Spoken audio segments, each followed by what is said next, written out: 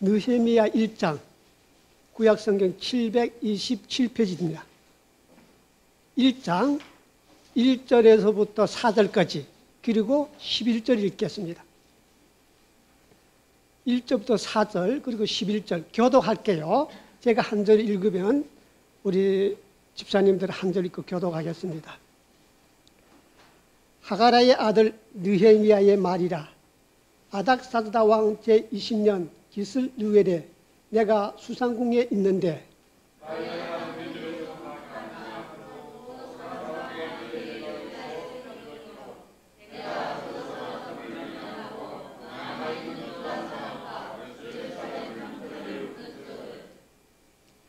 그들이 내게 이르되 사로잡힘을 면하고 남아있는 자들이 그 지방 거기에서 큰 환난을 당하고 능력을 받으며 예루살렘 성은 허물어지고 성문들은 불탔다 하는지라.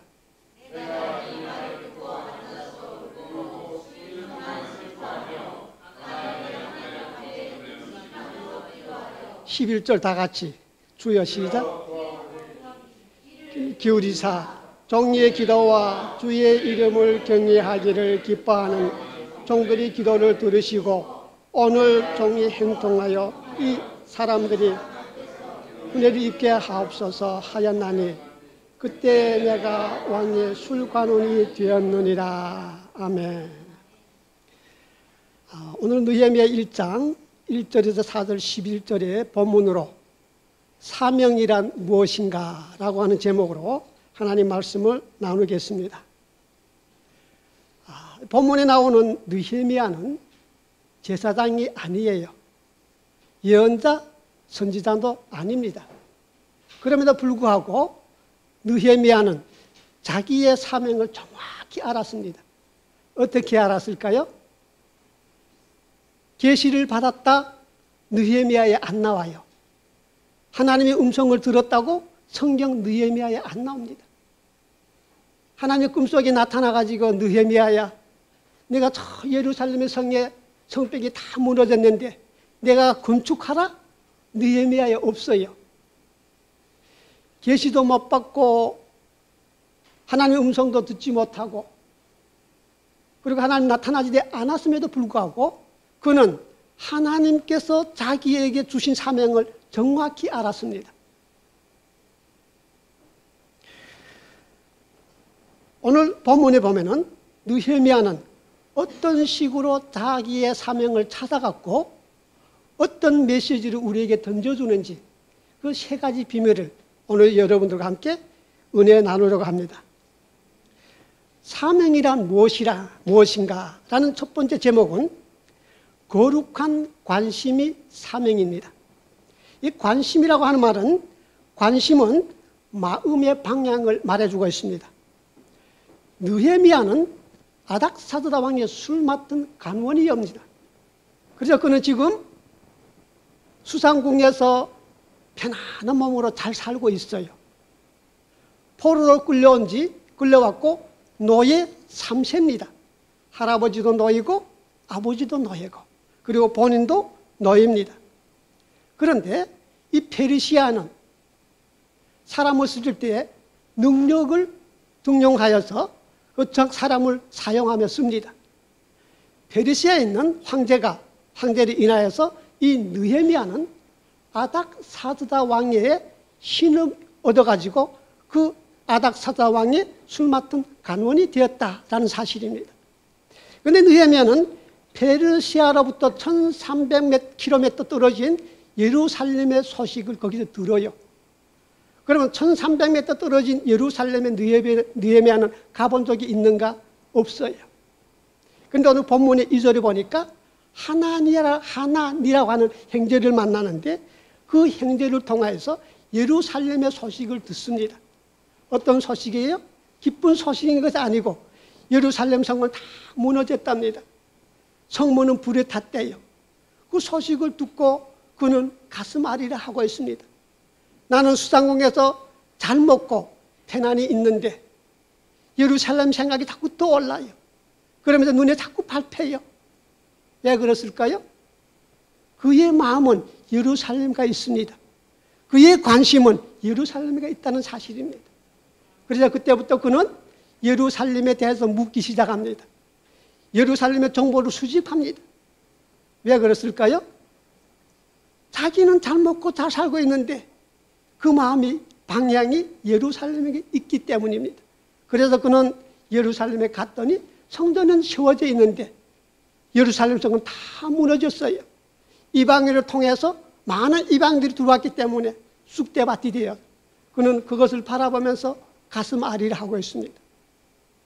왜일까요?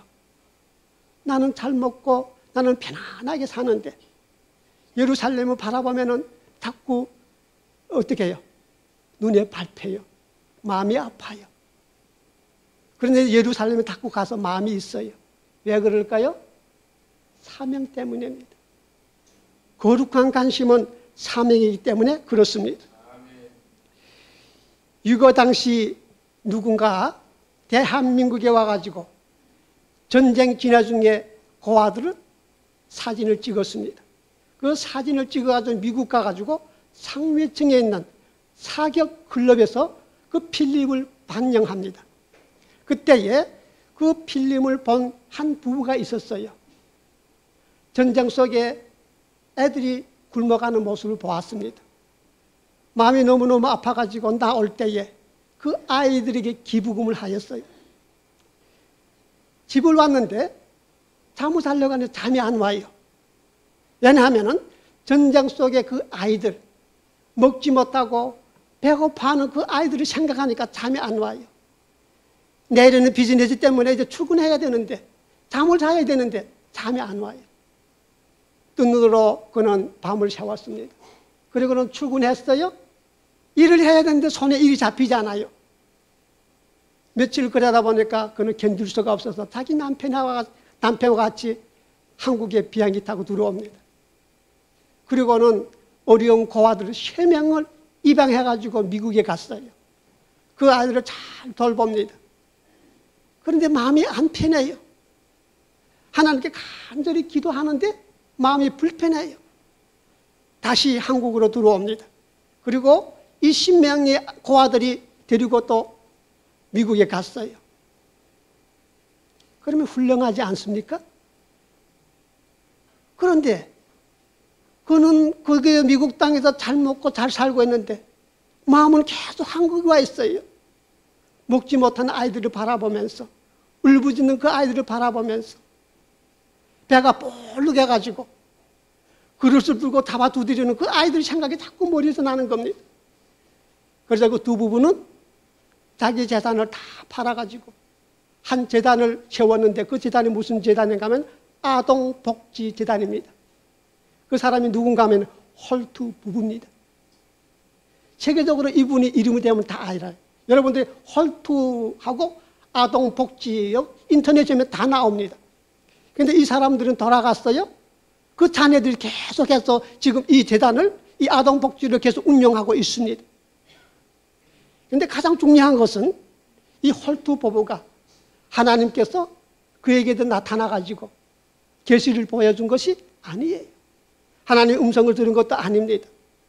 하나님의 꿈속에 나타나가지고 홀트야, 네 저 한국에서 자그만 땅에 고아들이 있지 아니하니 그들을 좀 돌봐주어라.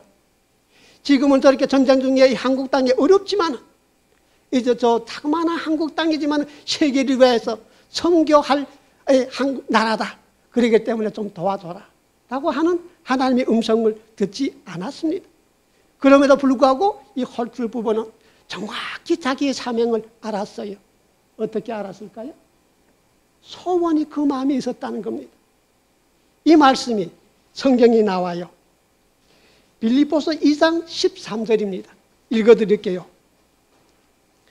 너희 안에 행하시는 이는 하나님이시니 자기의 기쁘신 뜻을 위하여 너에게 소원을 두고 행하게 하시나니. 하나님이 뭐라고 이야기합니까? 우리 안에 성령을 주었대요. 성령께서 우리에게 소원을 주었답니다. 그러므로 우리는 하나님의 음성을 듣지 않아도 괜찮아요. 하나님의 계시를 못 봐도 괜찮아요. 하나님께서 꿈속에 우리 나타나지도 않아도 괜찮답니다. 왜요? 하나님의 성령이 우리의 마음에 오셔서 우리를 어떻게 해요?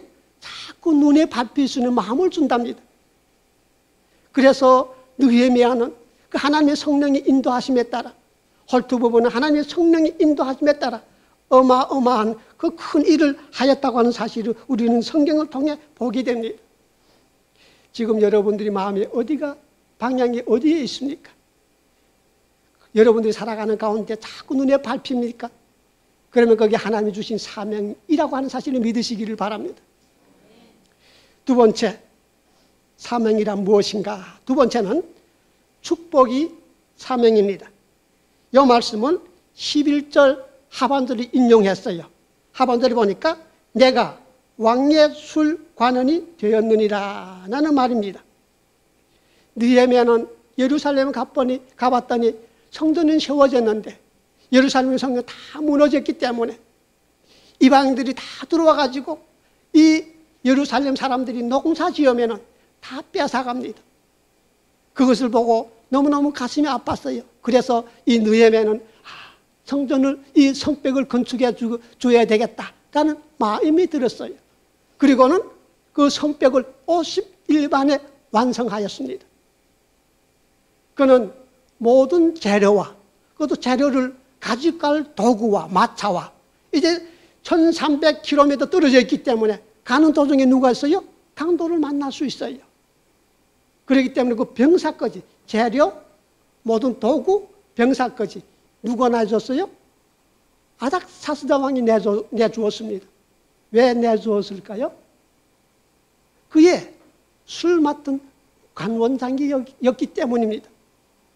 이 아닥사스다 왕의 아버지는 어떻게 죽었는가 하면은 독살에 죽었어요. 그래서 아닥사스다 왕은 자기의 옆에 있는, 자기의 측근에 있는 사람을 어떻게 해요? 믿을 만한 사람을 두었습니다.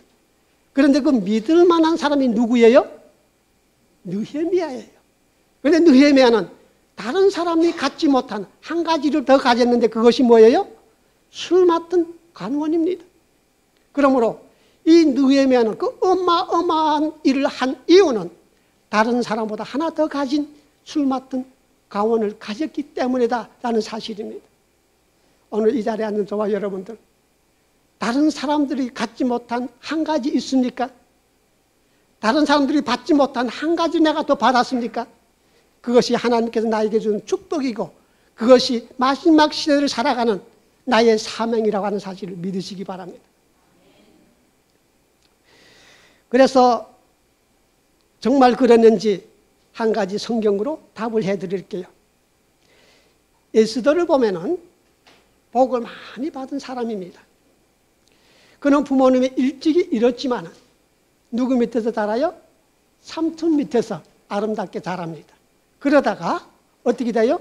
아하스로의 왕비가 돼요. 그런데 그 신 중에 있는 한 신이 하만이라고 하는 사람이 있습니다. 종이. 그런데 이 하만이라는 사람들이, 다른 사람들은 다 들어오면 자기인데 절하는데 모르드게만 절을 안 하네요. 그래서 못마땅했어요.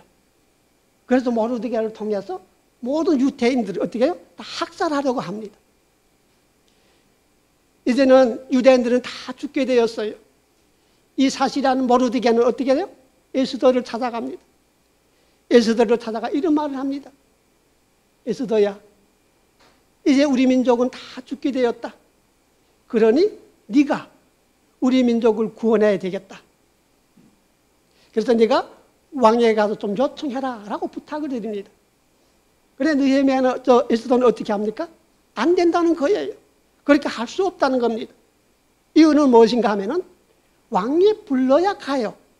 왕이 부르지 않은데 가면은 도중에 그 사람들이 왕이 죽이러 오는 줄 생각하고 그 사람을 죽인다는 겁니다.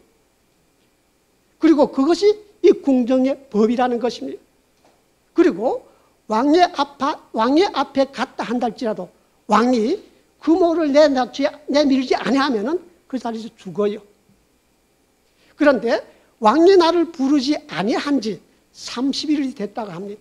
그렇기 때문에 나는 못 가요 라고 답변합니다. 이때에 모르드게 아주 유명한 말을 해요. 에스더 4장 14절에 이런 말을 이야기합니다. 네가 안 하면 하나님은 다른 사람을 쓰신다. 그리고 너희 가정은 멸망될 것이다. 그런데 내가 지금 왕비가 된 것은 이때를 위해서다. 그래서 네가 나가야 된다는 겁니다. 네가 나가가지고 이 민족을 구해야 된다는 겁니다. 에스더는 다른 사람이 갖지 못한 한 가지를 더 가졌는데 그게 뭐라고요? 왕비입니다. 그랬더니 에스더 어떤 기적이 일어납니까? 죽으면 죽으리라 나갔더니 하나님이 그 에스더와 함께 섭리함으로 하만은 죽었지만 유대인들은 살았다고 하는 사실을 우리에게 보여주고 있습니다. 이 자리에 앉은 저와 여러분들도 다른 사람이 못 가진 하나를 더 가졌습니까? 다른 사람이 못 받은 하나를 더 받았어요. 그것이 하나님이 나에게 준 축복입니다. 그것을 가지고 하나님의 사명에 도달하시기를 간절히 바랍니다. 마지막으로 세 번째, 사명이란 무엇인가? 세 번째입니다. 상처가 사명입니다. 이 말씀을 느헤미야 1장 4절에 인용했어요. 거기는 이렇게 기록되어 있습니다. 내가 이 말을 듣고 앉아서 울고 수일 동안 슬퍼하며 하늘의 하나님 앞에 금식하며 기도하여. 느헤미야는 할아버지도 노예고 아버지도 노예고 자기도 노예 생활을 하다가 출세한 사람입니다. 나라를 잃었습니다. 민족은 다 흩어졌습니다. 자기는 종이고 노예였습니다. 그래서 그는 하나님을 만났을 때 거기에 대해 묻습니다. 그랬더니 예루살렘은 어떻게 돼요? 성은 다 무너졌고 성문은 불탔다라는 소식을 듣고 그는 그 자리에서 엉엉하고 울었습니다. 수일 동안 너무나 울었기 때문에 밥도 먹지 못했습니다. 느헤미야는 남이 모르는, 남이 알지 못하는 눈물이 있었고 아픔이 있었고 상처가 있었다고 하는 사실을 성경은 우리에게 보여주고 있습니다. 그런데 놀라운 사실은 하나님은 느헤미야의 에스더의 상처를 그냥 두지 않았습니다. 그 상처를 통해서 많은 사람을 구원하는 것을 보게 됩니다. 그러므로 우리가 이 세상에 살아가는 가운데 내게 상처가 있습니까? 아니면 눈물이 있습니까? 아니면 아픔이 있습니까? 그 상처를 통해서 하나님은 우리를 쓰신다고 하는 사실을 보게 됩니다. 이 말씀을 좀 쉽게 이해하기 위해서 한 이야기 드릴게요. 앤이라고 하는 한 소녀가 있었어요. 이 소녀의 아버지는 술지종배입니다. 알코올 중독입니다. 술만 먹으면 어머니를 때려요. 아내를. 그래서 이 앤은 마음에 시간만 있으면 내가 좀 크기만 하면 아버지께 복수한 그런 마음을 가지고 있었어요. 그런데 어느 날 이 어머니는 아버지께 맞아 죽습니다. 그래서 그 애들은 술정배 알코올 중독이 그 아버지 밑에 자랄 수 없기 때문에 이 동생하고 이 애는 어디를 가면 보호소에 갑니다. 거기를 갔는데 며칠이 안 돼서 그 애니의 동생이 죽어요. 이때 애는 큰 충격을 받습니다. 그러면서 뭐 어떻게 되는가? 눈이 실종이 됩니다. 그러면서 정신분열증이 왔어요. 소리를 지릅니다. 보이는 거 던집니다. 너무나 병원에서 이상해가지고 검사했는데 치료할 수 없어요. 다시 회복될 수 없습니다. 불치병입니다. 그래서 그를 정신병원의 독방에 였어요. 그때에 한 할머니가 병원에 와서 이 애를 자기가 돌보겠다는 겁니다. 그 할머니 이름이 로라예요. 로라. 병원 측에는 그 애를 보겠다고 하니까 안 된다는 겁니다. 그럴 때 이 할머니가 하는 얘기가 내가 옛날에 간호사질을 했다고 합니다. 그러면은 괜찮다 해가지고 이 애를 그 할머니에게 맡겨요. 그래가지고 이 로라 할머니는 그 애를 열심히 돌봐줍니다. 과자를 싸놓고 책을 읽어줍니다. 근데 애는 책을 읽어준 책을 소리도 안 듣고 소리만 지르는 거예요. 희망이 없어요. 다 지쳤어요. 그런 가운데 하루는 초콜릿이 몇 개 나는데 초콜릿가 하나가 없어졌어요. 이때에 이로라 할머님의 희망이 생겼어요. 하나님께 간절히 기도합니다. 그리고는 하나님이 사랑으로 이 애를 사랑해 주었습니다. 그랬더니 정신이 조금 들어왔어요. 가끔씩 자기 아픈 상처 얘기합니다. 그러면 어떻게 해요? 치유가 완치된다는 사실 아니십니까? 그래서 애는 자기 상처를 말하고 이러라 하면은 자기 상처를 이렇게 얘기하면서 2년이 지난 다음에 완전히 완치되었습니다. 그때에 이 로라 할머니는 그 아이를 어디로 보낸가 하면 스킨스 시각장애인 학교를 보냅니다. 그래가지고 거기 가서 열심히 공부하며 이제 웃음이 나오려고 하는데 로라 할머니가 죽어요.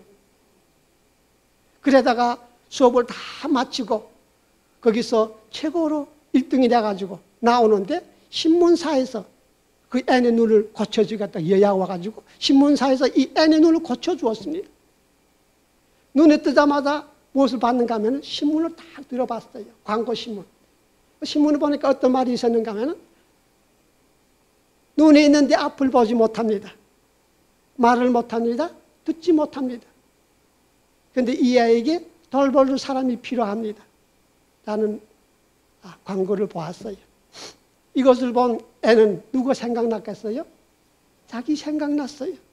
자기도 눈이 실명돼 보지 못하고 외모로도 들어오는 소리를 듣지 못하고 말 못하는 자기를 생각했어. 내가 이 아이를 돌봐줘야 되겠다라고 하고 이제 이야기합니다. 주위에서는 안 된다는 겁니다. 그 아이는 희망이 없다는 겁니다. 그때에 이 로라는 이런 말을 합니다. 하나님의 사랑은 확실합니다. 라고 하시면서 그 아이를 돌봐줘요. 그 애는 누군가 하면은 누구예요? 설레번. 그리고 보지 못하고 듣지 못하고 말하지 못한 사람이 누구예요? 헬렌 켈러. 20세기의 주요 배우들입니다. 그렇지 않아요? 그리고는 이 헬렌 켈러가 어디로 들어가는가 하면은 하버드 대학에 들어가요. 그런데 보지 못해요.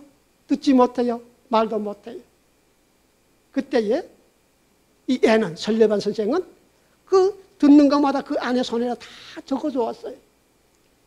그렇게 공부해가지고 몇 개 박사학을 받았는가 하면 22개의 박사학을 받았어요. 애는 너무 기뻤어요. 졸업식 할 때 막 웅웅 웁니다. 설레반도 그 애를 보니까 자기가 그렇게 키워하니까 얼마나 훌륭합니까? 막 울면서 끌어안고 울었어요. 그런데 이 켈레의 책에 보면은 이런 책이 있어요. 3일 동안 볼 수 있다라면은 볼 수 있다면은 책을 썼는데 3일 동안 내가 볼 수 있다면 무엇을 하겠는가? 첫 번째는 나를 이렇게 훌륭하게 만들어준 설레번 선생을 보겠다. 이렇게 기록하고 있습니다. 그리고 쭉 내려오다가 맨 마지막에 내가 3일 동안 볼수하게 해준 하나님께 감사 기도하겠다. 라고 이야기합니다. 그런데 여기 오늘 중요한 것은 이 설레반이라고 하는 이 애는 어떤 여자입니까? 상처 있는 여자입니다. 아버지는 술주정뱅입니다. 어머니는 맞아 죽었어요. 자기와 자기 동생은 버림받았어요. 동생은 어떻게 돼요? 죽었어요. 치료도 크게 받지 못하고. 자기는 어떤 사람이에요? 보지 못해요. 귀 떠도 듣지 못하고 입으로도 말 못하는 사람이에요. 상처 입은 사람입니다. 여러분, 그럼에도 불구하고 하나님께서는 그 상처를 그만두지 아니하시고 상처를 들어서 하나님의 뜻을 위해서 일하는 사실을 오늘 시간에 우리는 보게 됩니다. 여러분들 이 세상에 살아가는 가운데 여러분들도 상처 입는 마음이 있습니까? 상처 때문에 여러분들이 울었습니까? 많이 웃으십시오. 그러나 이제는 울었으면 이제는 어떻게 일어서십시오. 그리고 그 상처를 가지고 다른 타인을 살리는 데 사용하시기 바랍니다. 우리 예수님께서 우리 죄를 대속하기 위해 이 땅에 오셔서 십자가에 돌아가셨어요. 그리고 부활하셨습니다. 부활하셨으면 상처를 다 지워야 되지 않습니까? 그럼에도 불구하고 손에 못 자고 상처를 안 지워요. 가시 안 지워요. 옆구리 창 자국 안 지웁니다. 왜 안 지웠습니까? 상처를 가지고 다니면서 제자들에게, 희망 없는 사람들에게, 고통받고 좌절있는 사람들에게 상처를 보여주면서 희망을 보여주기 때문에 상처를 지우지 않았다고 하는 사실을 우리는 보게 됩니다. 그러므로 상처는 사명입니다. 상처 가졌다고 너무 낙심하지 마시고 이 상처를 가지고 또 이 상처가 있으면 하나님이 여러분들이 큰 사명의 뜻으로 사용한다는 사실을 믿으시기 바랍니다. 오늘 시간에 말씀을 마무리할게요. 하나님께서는 우리에게 말씀하십니다.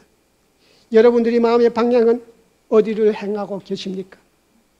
여러분들이 하나도 가진 축복은 무엇입니까? 그리고 여러분들이 흘린 눈물과 상처가 그 모든 것이 여러분들이 사용하는 아름다운 사명이며 그 사명을 가지고 온 유대와 사마리아와 땅끝까지 이르는 하나님이 쓰시는 귀한 재료가 되시기를 간절히 바라면서 말씀을 마치겠습니다.